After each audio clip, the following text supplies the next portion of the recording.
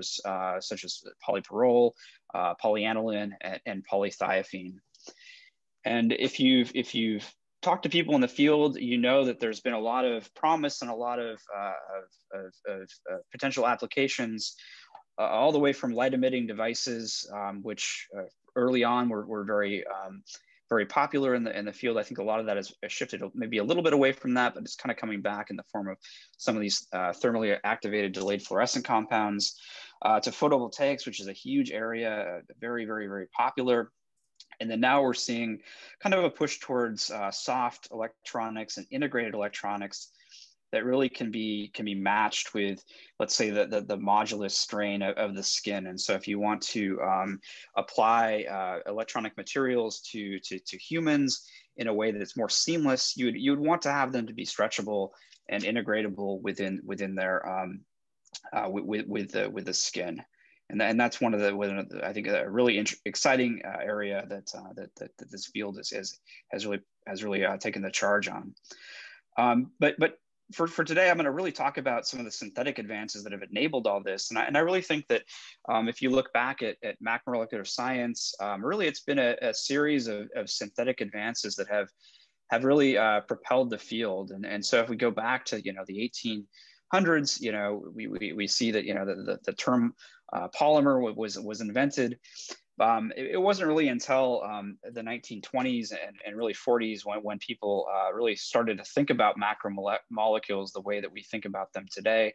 It's kind of interesting to think about, the theory of living polymerization was developed more than 10 years before a GPC was even invented. So you really would have a tough time proving that theory.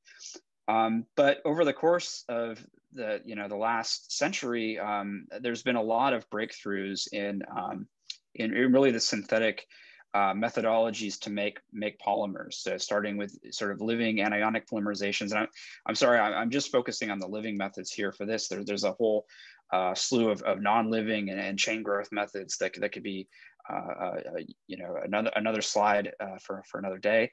But these are some of the key, I think, living polymerization advances all the way up to the present day.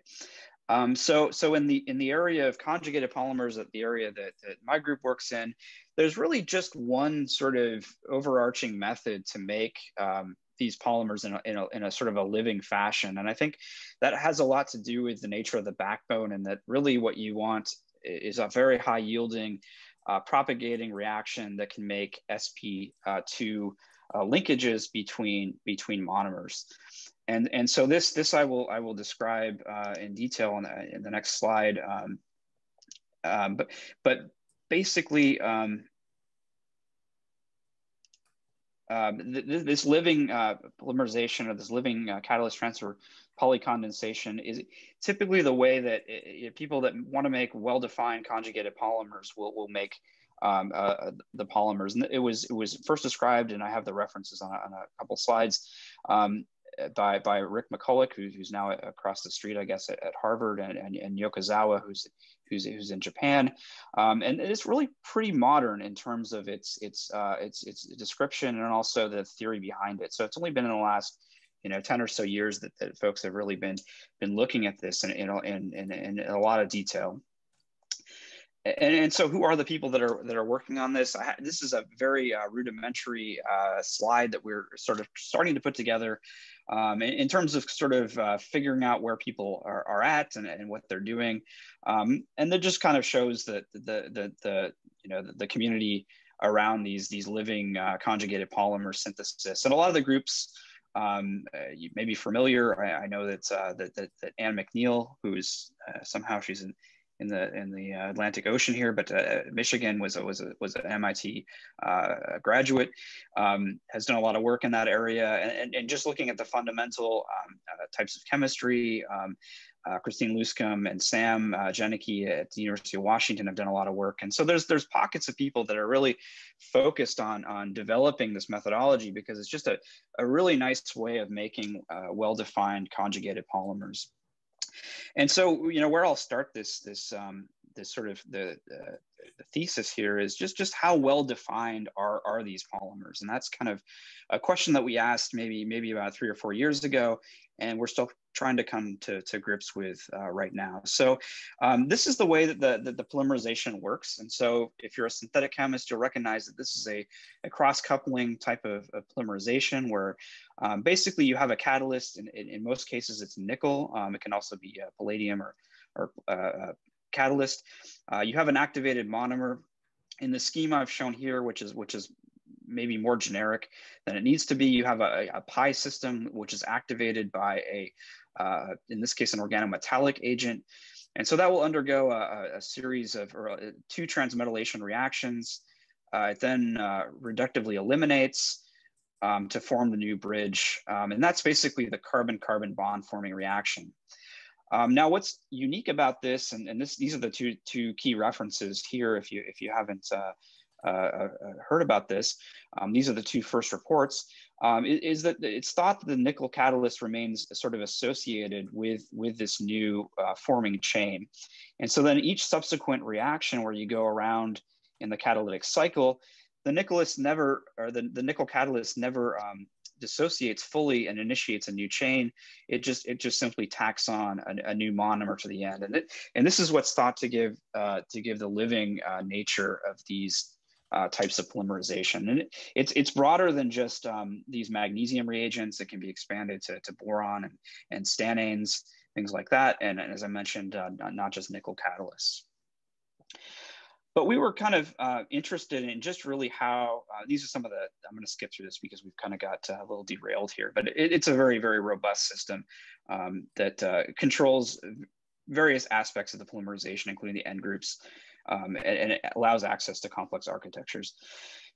We were thinking a little bit more in depth about just how well defined these polymers are, and really in terms of how we can characterize them in our labs. And we typically use GPC, right? Which is a very common method. And knowing that we're really dealing with polymers that are fairly low molecular weight, and in the conjugated polymer field, a degree of polymerization of around 100 is pretty respectable. I would also say that folks that work with drug delivery vectors that are trying to make block copolymers, micelles for delivery, they're usually targeting degrees of polymerization around a couple hundred.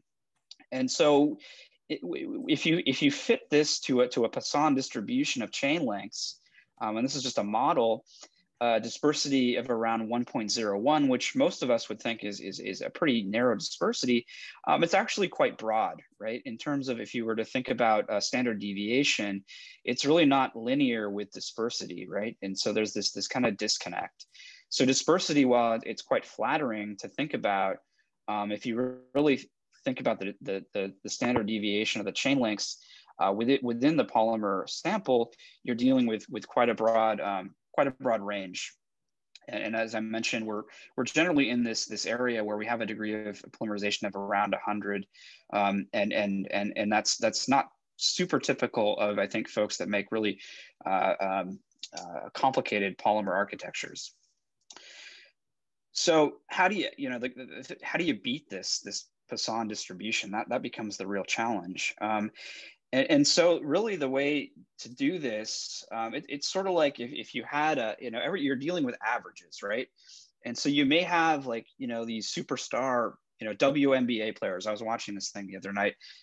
Canada really needs a WNBA team. And we've been pushing for it. We have all these great players, and they're all in the States. But if two players had the same average, you wouldn't expect them to score the same amount of points in the same game because you're dealing with averages. What you really want to do is once they hit a certain amount of points, you'd put them on the bench, and then you let the rest of the players catch up, and then you could get everyone to the same number of points. Admittedly, not a good coaching strategy. But that's kind of what you need. So you need a way of stopping the polymerization at a certain point, and then allowing the polymers to get to a certain degree of polymerization, allow everyone to catch up, and then you proceed. And so that's really the key to going lower than the Poisson distribution. And so the way that we thought to do this was to separate the monomer and catalyst coupling step from the actual chain extension step. And so I think, you know, one of the really sort of magical things about this polymerization is it allows you to do that. And so this is our sort of our scheme here.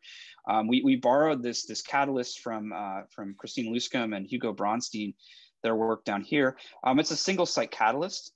And so when this is exposed to the activated monomer and the system is cold, you really undergo only the transmetallation, and the reductive elimination doesn't proceed.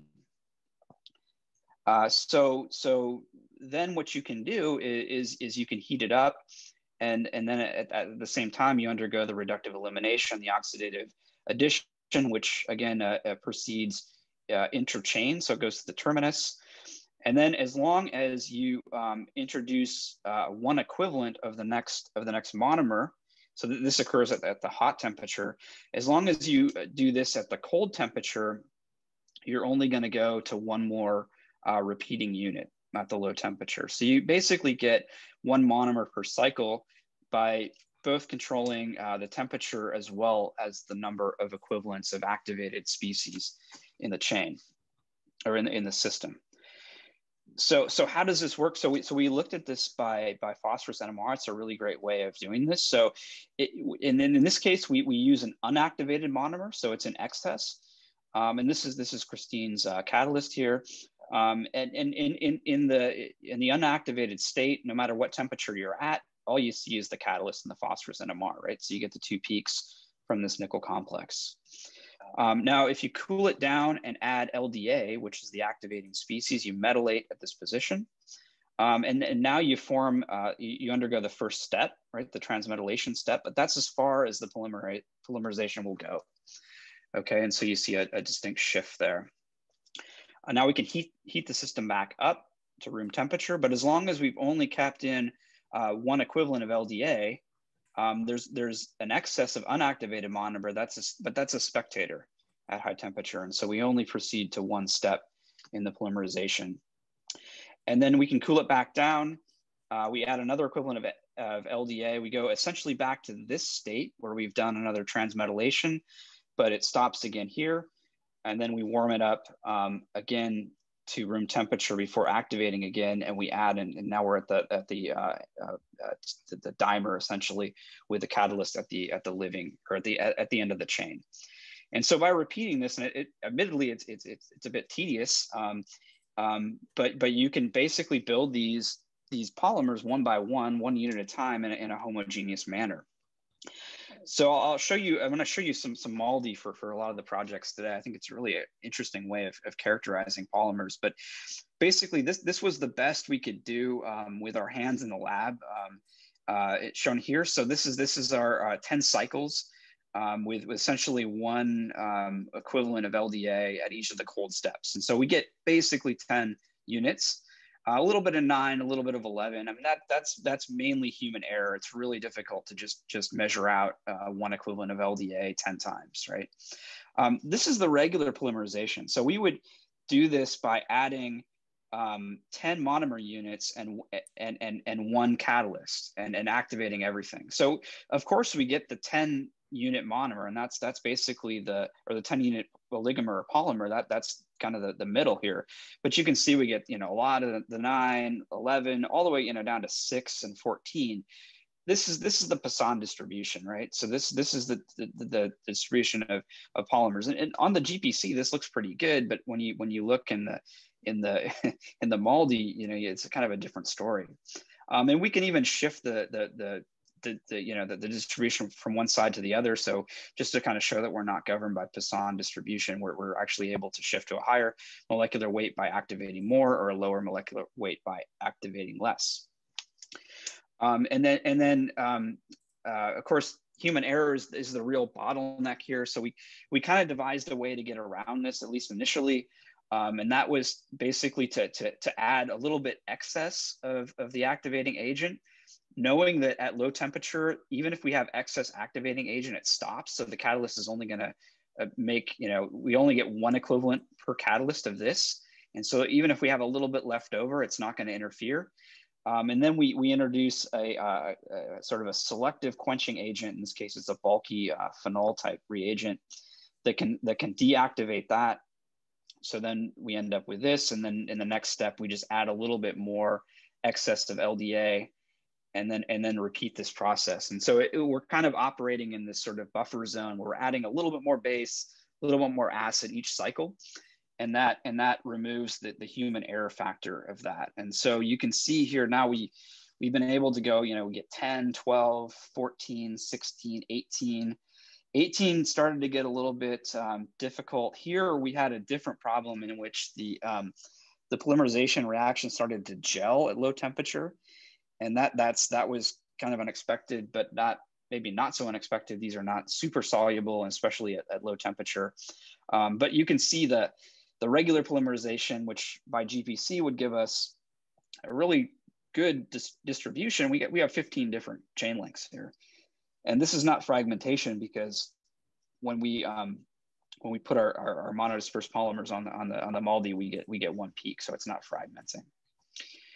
So that was that. I think that was a really interesting advance that we and these, admittedly, probably the oligomers are probably the most interesting thing, because we can make this 18mer in about 3 hours just by doing this heating and cooling. And we're talking to some of the folks in chemical or in mechanical engineering to try to do this in flow and have heating and cooling zones and really make a homogeneous sort of synthesizer for making different oligomers.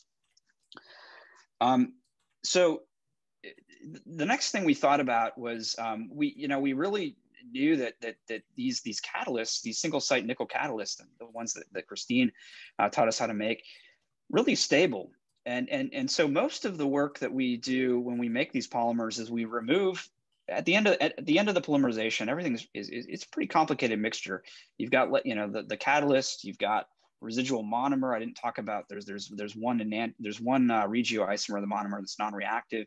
You've got a lot of salts. You've got stoichiometric amounts of salts. So most people, what they do is they quench the polymerization. They remove all the stuff they don't want, and they end up with sort of dead polymers. But we were sort of thinking that maybe there's a way that we could actually isolate the chains. Now that we have sort of a better understanding of how these are growing, remove everything and then keep the chains and the catalyst intact on the actual polymer itself. And so we kind of devised a way of doing this, and this kind of took me to sort of the work that I did back in as a postdoc in Chad Merkin's group. We're always doing these complicated separations and using things like sonicators and low temperature centrifuges and different types of things. And so we kind of came up with this idea where we could sort of remove the solvent. We'd add in some extraction reagents. We'd sonicate things. We'd centrifuge them back down. We kind of repeated this washing cycle a bunch of times. And then we would basically hopefully get to the point where we could isolate not only the polymers, but also the polymers with the living chain ends and the catalyst still intact. And so the first thing we do, of course, is the phosphorus NMR. This is the supernatant, so there's no phosphorus signal. The pellet that we basically isolated, which we hypothesized was the living polymer with the nickel catalyst at the chain end, had a phosphorus signal. Interestingly, we had actually two sets of signals. And by mass spec, we learned that there was some halogen exchange here. So we got because there was these magnesium reagents we weren't using entirely. In this case, we had the MgBr in one case, and the nickel had the chlorine on it. So we got some exchange there. But we basically got the polymers with the chain ends intact, with the catalyst also associated. So these were remarkably stable. I mean, even to my expectations. So they could sit on the bench. They wouldn't appreciably change. We did some thermal studies as well. So they isolated chains with a nickel catalyst. They decompose a little bit earlier, but they're still stable to 200 degrees. So, perfectly acceptable sort of as a reagent, right? As a polymer with an intact catalyst still at the end of the chain. And then we could sort of play around with these and have some fun. This is the polymer. There's an interesting story that I won't have time to go into, but there was a really bizarre fragmentation pattern that we saw in the MALDI where we really weren't able to see the nickel, but we could see the actual ligand, which was kind of strange. But basically, we can take the polymers, we can quench them, we get rid of the catalyst and the ligand, so that everything shifts. And then we can also do, treat them with other activating agents. So in this case, we're using this alkyne group, which we like to use for sort of click chemistry. And they were all the chains were extended. So this is not our monodispersed polymer. This is just showing that all these chains are still active. They still have the catalyst, and we're not adding anything other than these reagents. So basically the polymer and it is the reagent in the reaction. We can do other things like extend the isolated chain. So basically take the population of polymers, we isolate it with a nickel catalyst. If you quench it with HCl, you get the expected distribution of chain links with the proto-terminated sample. But if you take that same reagent in this case and just subject it to more activated monomer, all the chains extend in the typical way, and you get a different degree of polymerization. In this case, it basically doubles because we added essentially double the activated polymers. So then we went back and we did our monodispersed polymer synthesis. And again, I think this is actually quite interesting. We're able to make these well-defined oligomers. They had a little bit of high molecular weight shoulder here, the high molecular weight sample, but they're basically building blocks and reagents for just making more complicated architectures, and they can be isolated and used and stored on the shelf. And we're doing all kinds of things like trying to make different sequences and different things with these. It's pretty fun. Okay, so I think. Yeah, I don't know if you want me to pause and take questions right now, or if anyone has anything in the chat. I'm just looking at my screen here, so if anyone has anything. If you want to do questions midway, that's fine.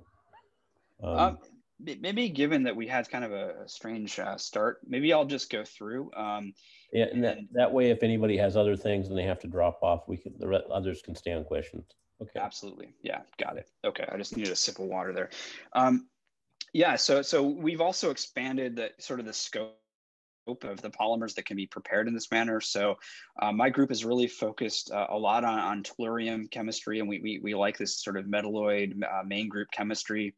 And other people have done some work as well. Kevin Noonan, I think he's been very, very, very successful. We tried these Ferrans, and they're great because they're kind of a green material. They come from Furfural, and making some really interesting ones. Martin Heaney was the first to do the selenophene, and so our contribution has really been in the tellurethine examples. And we have some great collaborators, and I'll show a couple examples here. Just looking at some of the charge transport properties of various heteroatoms. In this case, in a thin film transistor. So we're looking at things like whole carrier mobility, and really just changing the heteroatom. And so with our synthetic methods, we can pretty much make the same polymer for all three in the series. So the thiophene, selenophene, the tellurethine, same molecular weight, dispersity, things like that. And then we can really, sort of look at these actual trends, I think, in a very meaningful way.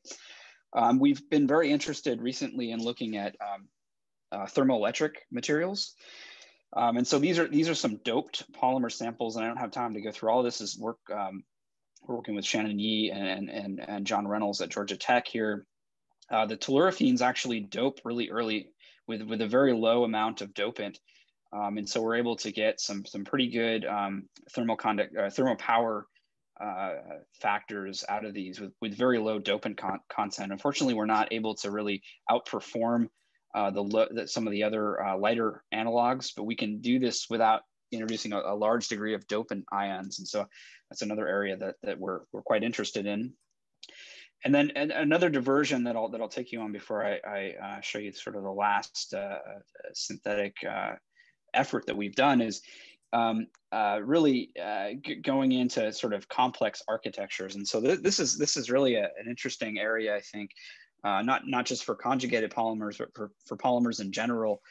And so everything I've shown you so far is just a linear polymer, but of course we know we can make block copolymers, which can be diblock, triblock. There's graph copolymers and bottle brush type polymers, which are polymers of polymers, circular polymers, and really the list goes on. And a lot of these, I mean, they don't necessarily have really applications. There a lot of them are very, very curious for just understanding, things like demixing and phase separation and very complicated solids. And so we've made some advances there as well. And I'll just show you a couple. This was actually one of the first projects that I started in my group, was to make thiophene, selenophene block copolymers. We've done a lot of work in this area. We wanted all along to make a phase diagram. Unfortunately, phase diagrams require a lot of data points, and this is kind of where we're at the moment. But we've looked at the different side chains, different degrees of polymerization, influence of molecular weight. We've changed the different side chains, and they're a really nice system for understanding the way that they form thin films, which is kind of different than typical block copolymer self-assembly, because a lot of their assembly is governed by the crystallization. And so that's a factor that's different from basically typical polymers that would just demix based on the fact that the two chains have the two ends have a very low entropy of mixing. But we have been able to sort of engineer these to some degree. We can make very long range lamella ordered structures, which I've shown in a couple of different examples here. So there's some nice features of that, as well as the fact that we get a really nice electron contrast in our imaging. These are all unstained, and so the differences in crystallinity and the heavy atom really help us out in terms of understanding the morphology there. We also decided to try to make some circular polymers. This was actually a very, very challenging project, but we had this great end group control, and so we were able to put these, and obviously we've tried a lot of different click reactions with these. We can put these acetylene type functionalities on them, and then sort of close the ring here. We devised kind of a way of getting rid of, because you also get linear polymers that couple in these types of coupling strategies. So we devised a kind of a way of using PEG and another monomer to kind of like tack on these pegylated groups, and then we can kind of get rid of that guy, because even on a silica column, this is a lot more polar, and then we're kind of ended up with these circular polymers. And I mean, I got to say that circular polymers are really tough to actually characterize. We did a lot of different things to show basically, the hydrodynamic radius, it should shrink, which we saw. So there's the circular one on has a different peak molecular weight by GPC. The mass remains basically the same. We saw that the diagnostic end groups disappear, so we're pretty confident that we may have done a reaction there. That's all in NMR, and then working with a group that does some high resolution STM, we were able to actually image some of these sort of chain folded circular P3HTs, which was pretty fun proof of concept of just what you can do with some of these polymerizations. And then I would say this is probably our most Herculean complex architecture paper that we've published, was making basically bottle brush polymers. I don't have time to explain how we made this monomer, but you can imagine that it's not easy. There was a click reaction in there somewhere. We had the end groups capped for NMR. We had this norbornene functionality. And then we use the sort of the living grubs polymerization with the grubs 3 catalyst to make these bottle brushes. And so it works really well. This was a lot of work to do. We still have some of the monomer or some of the macro monomer left. We tried everything to get rid of that guy. Just about every form of chromatography we could think of, but unfortunately they're a little bit left over. But we do get these really high molecular weight bottle brushes, and they're pretty well defined as well. And then we were able to do some microscopy on these, and they're big enough that we could actually visualize them. You can see in this picture here, we can see the individual chains, that they're pretty they're dense enough and they diffract enough that we can see them. They don't interact, which is not unsurprising because there's really sterically, there's not really a way for them to interact. But we saw when we would thermally anneal these, they would actually form a complete film. I took the video out just for they seem to never work, but it forms a homogeneous film that you can lift off of a surface. And really what happens, or what we think is happening, is they actually stack end on end, which is kind of unusual for a bottle brush. So there's really no way for them to interdigitate with one another, or really there's no reason why this face would interact with that. But you've got these dangling chains ends here with the P3HT in this case. And so it seems like those can interact with one another, and they can form these micron length fibers, which are basically the same width as the individual bottle brushes that we isolated. So that was pretty interesting, and we're still working on this. So I guess this is kind of segues me to sort of the last bit of the talk. So I've showed you a lot of well-defined conjugated polymers, but so what? So pretty much all the conjugated polymers that are useful, or presumably useful, or will be useful, are still made by step growth methods, right? So, just amazing work coming out now on polymer solar cells. Like, I never thought we would get, perovskite efficiencies with these, but I mean, these, and this takes a lot of engineering to make these types of polymers. You can see there's a lot of, molecular engineering in terms of different side chains. There's electron, withdrawing groups here. There's different other side chains. Just a huge amount of effort to make and optimize these, but getting power conversion efficiencies of 18%, close to silicon, close to perovskite. It's just amazing stuff. Still, these are made by step growth methods, right? And so you can see kind of why there's a disconnect here. You can kind of imagine you make this is one of your monomers, this is your other monomer. You do an AB polymerization, and that's the way to make it. Likewise, I think in electronics, you see a lot of really high performing materials, charge carrier mobility is well above amorphous silica, over 10 at least. And this is another just example. There's lots of papers that I could have put on this slide. But again, you see the disconnects, right? You're gonna, copolymerize these, all done by step growth methods. The area of bioelectronics, also very, very interesting. Again, here you have, again, a lot of the high performing materials. I took this from a recent Counts article from, I guess, Miliaris's group. Now you also have the problem of water solubility and ion conductivity you have to build in, so that the structures get more complicated.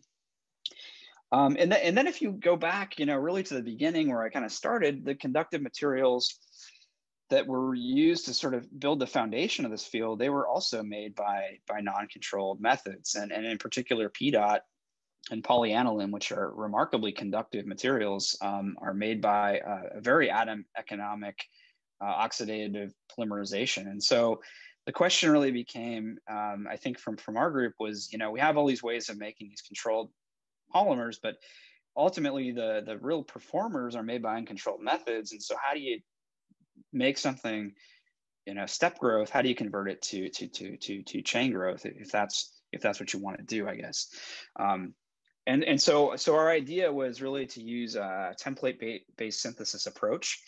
And we weren't the first to think of this. I have an example from Rachel O'Reilly's group here, where, it basically borrowing from, the way that RNA transcribes DNA, right, is you have a template, you feed in monomer, in this case, nucleotides, and you use the template to replicate it. And so, in Rachel's example here, used a block copolymer where they had a sort of base pairing with a monomer, and they could arrange the monomers and then build these types of polymers, like preform them and then do the chemistry after the fact.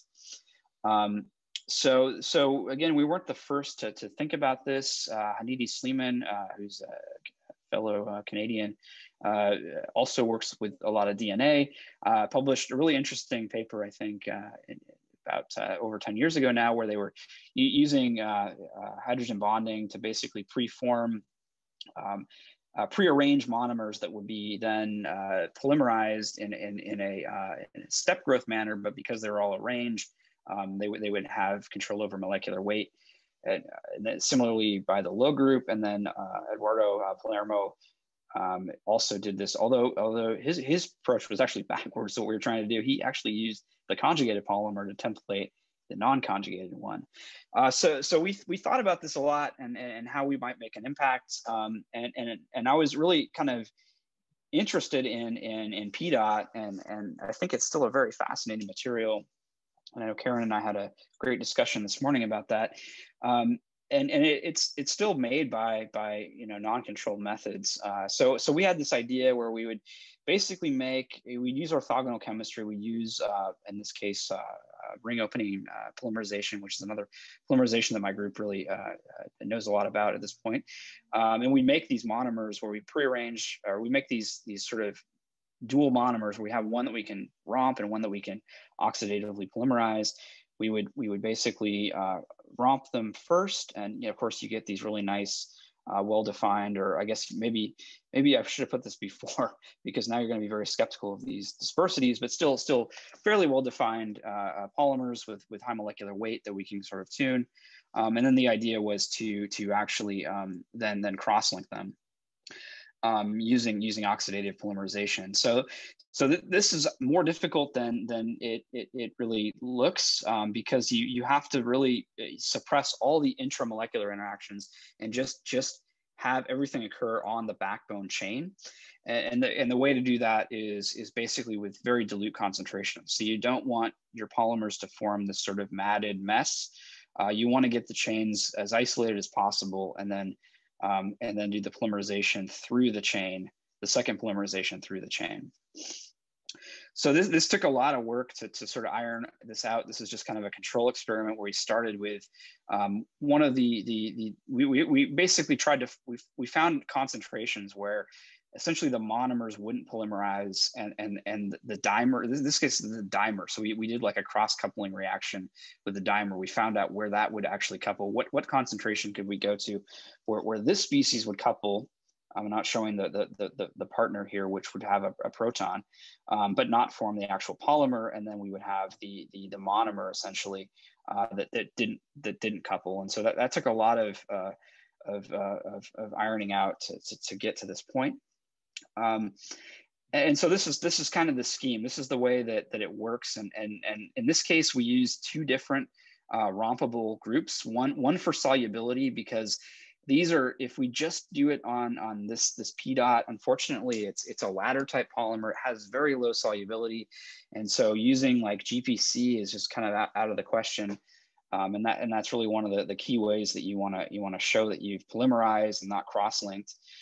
Basically, we romp these two together. We have sort of the inert block, which provides solubility. Then we have the reactive block.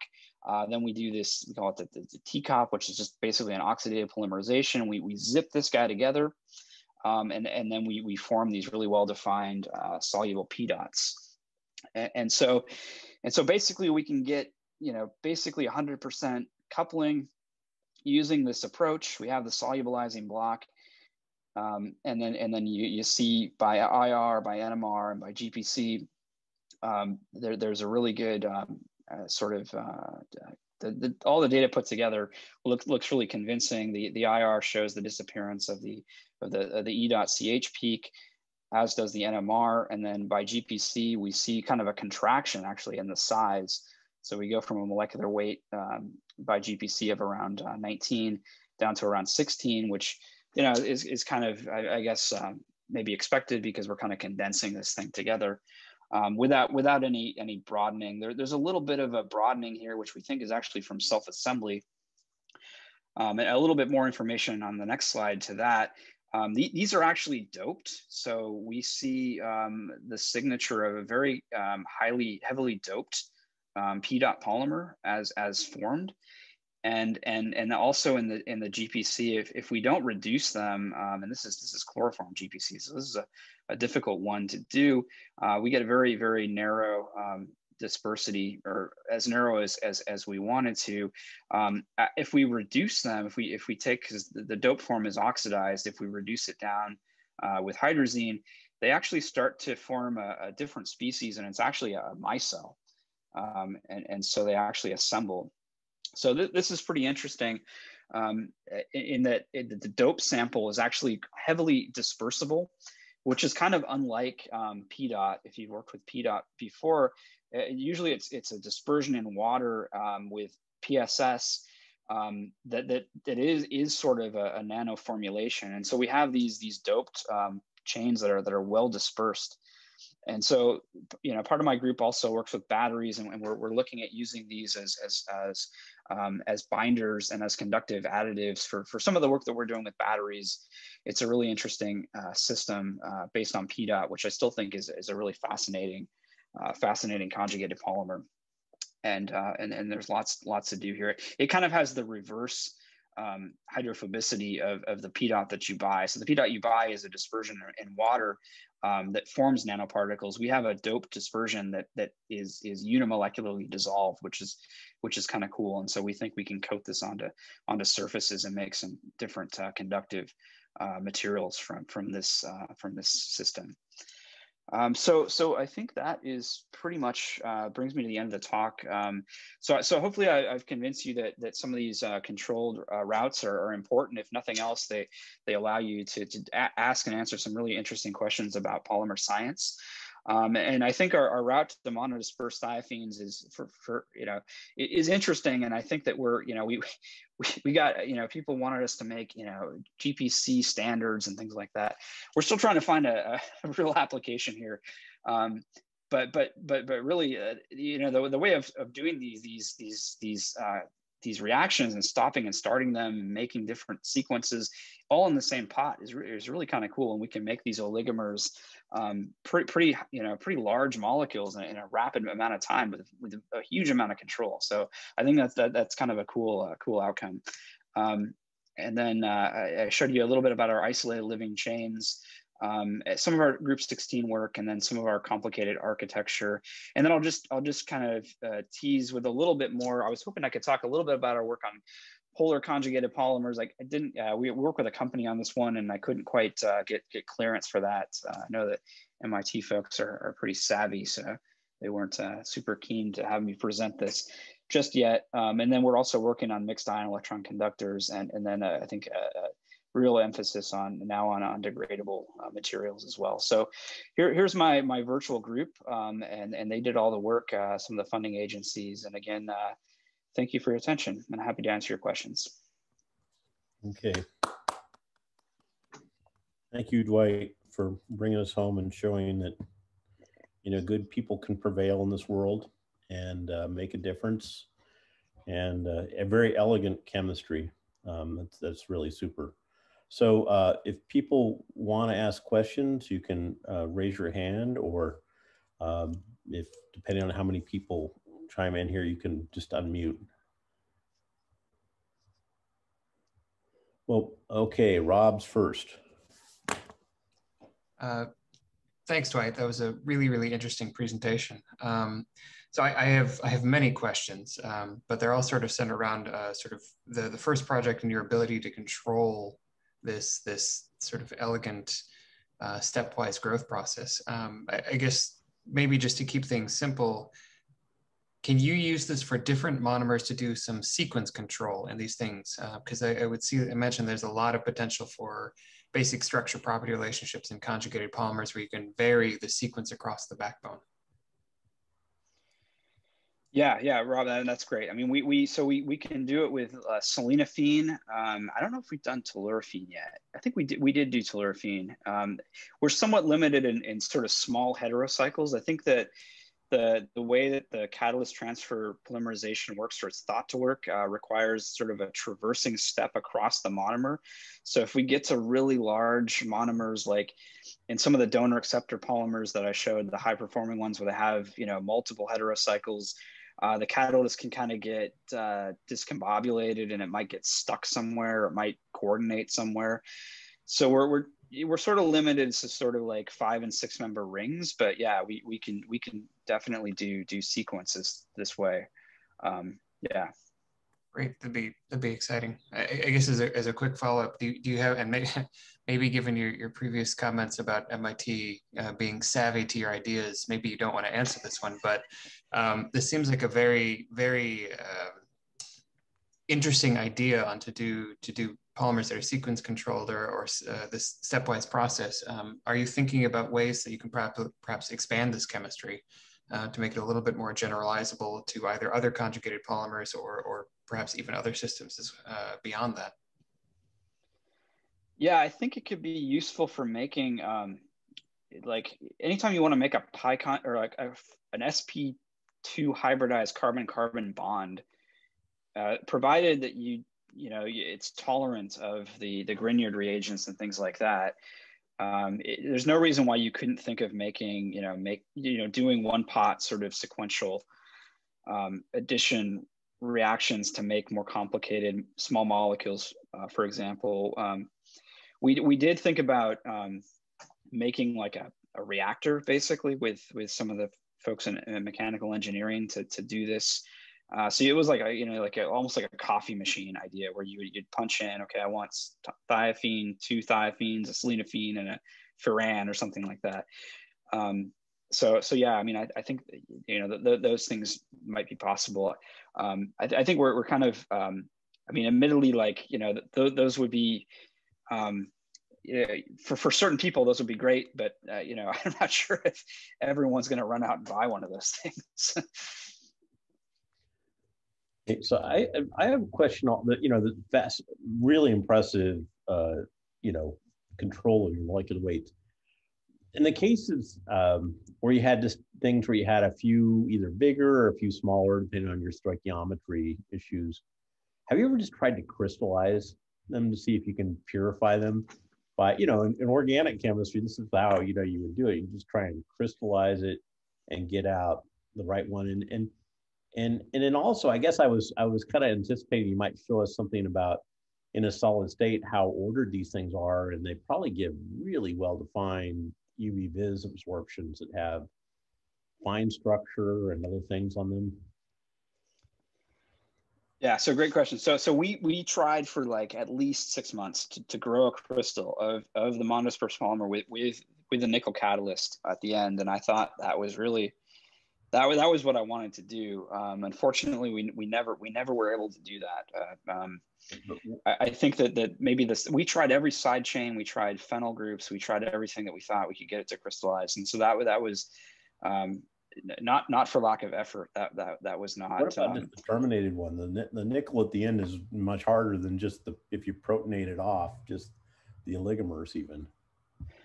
Yeah, I mean they tend to grow plates, and so our crystallographer he just turns us down every time we show up with these these plate things. I mean he's pretty good too. I don't know. Yeah, we tried a lot of things, but to your second point, yeah, we're definitely trying to scale them up and do some very detailed, I think more materials type work with the oligomers. So we can get like a 16 mer, get a half gram of that guy, very, very pure, and do some interesting stuff with it, like some, probably some conductivity, some doping, some G-wax, looking at the film formation, things like that. Other questions? Oh, Wante. Thank you. So it was a really great talk, Dwight. And then I have a quick question related to your first part of the presentation.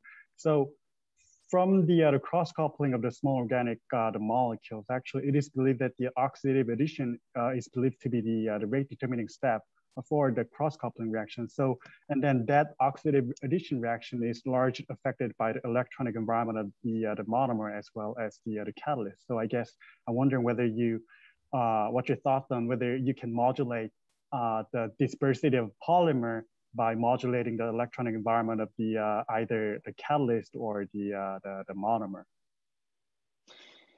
That's a great question. So we picked a very specific catalyst for this. We picked actually the ethyl bridged nickel catalyst, which is the one that actually rests at the transmetallation step at low temperature. But yeah, some of our efforts have focused and and McNeil's done a lot of work on this as well on you know, novel nickel catalysts for these types of polymerizations. So I think, yeah, that there's lots of, you know, there's lots of knobs to turn that you can put in different donating groups on the phenyl rings, for example, as well as that bridge and the bite angle has a real impact on the insertion steps and which one is the rate determining step. So yeah, there's lots of things to do there. Thanks. Any other questions for Dwight? You really have shown us that some great chemistry and great poise also, and I look forward to having you at MIT proper someday, where we can all, you know, have a good time and some fellowship. So thanks again. Yep, my pleasure.